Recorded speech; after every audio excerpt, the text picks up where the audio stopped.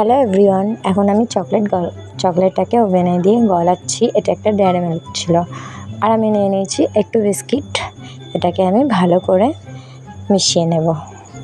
আসলে না, আমার কেক বানানোর কোনো প্ল্যান ছিল না। আমি ভেবেছিলাম এবার বার্থডেতে ওকে কিছু একটা গিফট বা কিছু একটা বানিয়ে খাওয়াবো, বাট কেকটা আমার আনার ইচ্ছা ছিল না, ওই জন্য আমি কোনো অ্যারেঞ্জমেন্ট করিনি। কিন্তু ইয়াশ যখন শুনেছে যে ওর বাবার বার্থডে, ও বলছে যে কেক ছাড়া কীভাবে বার্থডে হবে, কেক কাটবে না তাহলে কি বাবার বার্থডে না।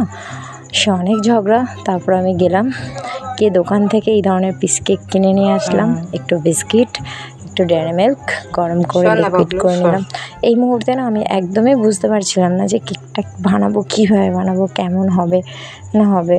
পুরো মাইন্ড হেজিটেট হয়ে যাচ্ছিলো। ওই জন্য না আমি নিজেই বানিয়েছি, একটা শেপ দিয়েছি। আমি ভাবছিলাম যে অন স্ক্রিনে আমি বুঝতে পারছিলাম না কীভাবে শেপ দেবো। যাই হোক, তারপর আমি একটু বাদামগুলোকে ভালো করে গুঁড়ো করে নিয়ে চকলেটের লেয়ারের ওপরে দিয়ে দিয়েছি। চকলেটের লেয়ারের আগে দিয়েছিলাম বিস্কিটের লেয়ার, তারপরে দিয়েছি চকলেটের লেয়ার, দেন তার উপরে আমি একটু পিনাট গুঁড়ো করে ওপর থেকে ছড়িয়ে দিয়েছি। চামচ দিয়ে তুলতে হবে না, বাজে হয়ে যাবে।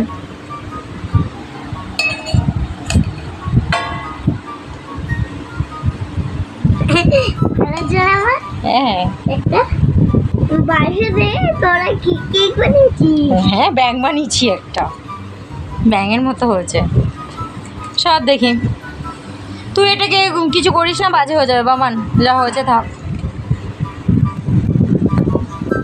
এটাকে এখন ফ্রিজে রেখে আসবো আমরা, গিয়ে পরে নিয়ে আসবো।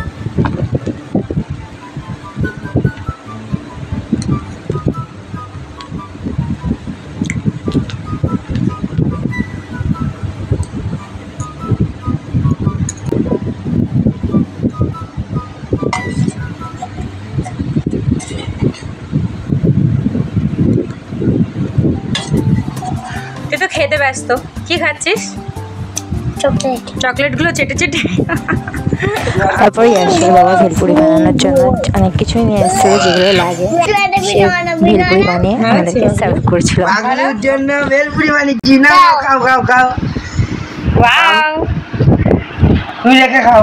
আমরা খুব ছোটো ছোটো অ্যারেঞ্জমেন্ট করেছিলাম, বাট মজা অনেক হয়েছিল। আর অনেক সুন্দরভাবে ইভিনিংটা স্পেন্ড হয়েছিল। বাড়িতে আমার শ্বশুর শাশুড়ি কেউ ছিল না, তার একটা কাজের জন্য ব্যস্ত ছিল, বাইরে ছিল। তো যাই হোক, আমরা বাড়িতে এই 3 জনই ছিলাম। আমরা একসাথে অনেক মজা করেছি। কত টেস্টি বেচার করছিস, টক লাগছে, টেস্টি। হ্যাঁ বলো। পায়েসটা আমার শাশুড়িমা বানিয়েছিল। হবে কেক কাটিং, তো চলো তোমরা দেখো। Happy birthday to you, happy birthday to you, happy birthday dear পাগলগো পাপা, হ্যাপি বার্থডে টু ইউ।